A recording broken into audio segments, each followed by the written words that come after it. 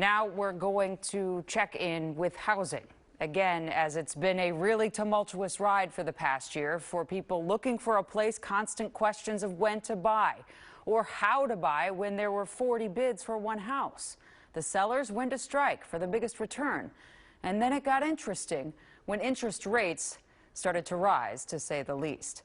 And tonight, the experts in our housing market are looking back on the year that was and then looking ahead to their expectations for the year in front of us. Kent joins us with that local outlook and what it looks like as we stack it up nationally. Hi, Kent.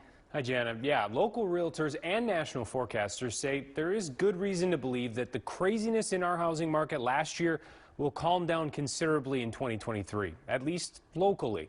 But don't expect to find a lot of deals, especially if you're on a budget.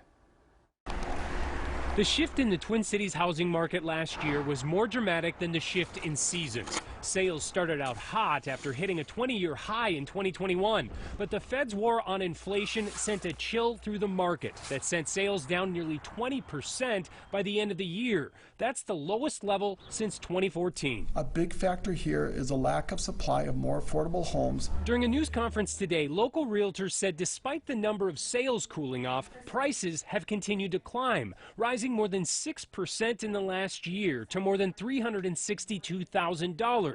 But that's not to say that there are a lot of homes available at that price. A lot of what they're building is 450 and up.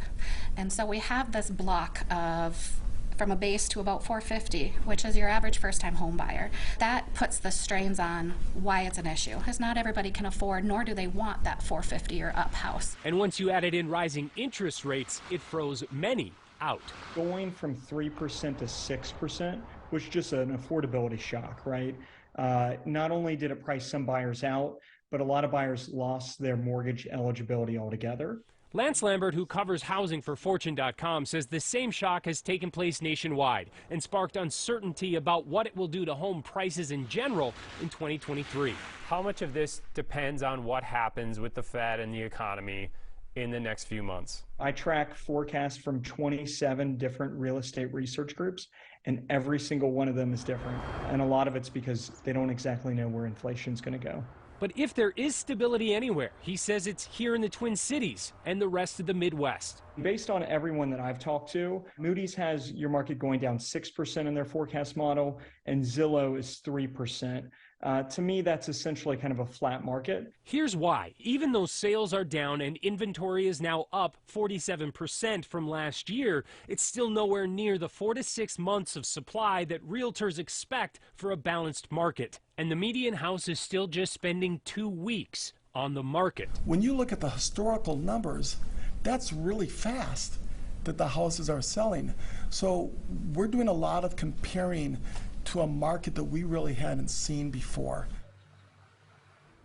Well, inventory, especially of affordable homes, will remain an issue in the year to come. Realtors say down payment assistance programs are beginning to help, and so is the changing geography of work. Small communities at the far edges of the metro area, like St. Bonifacius and Hampton, saw some of the biggest growth in sales last year because many buyers are worried less about commutes and more about space and value. Jana. Yeah, median price of above $360, and she was saying things like a starter home at $450. Holy cannoli.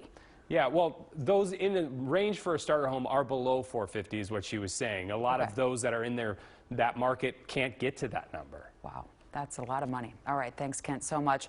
Well.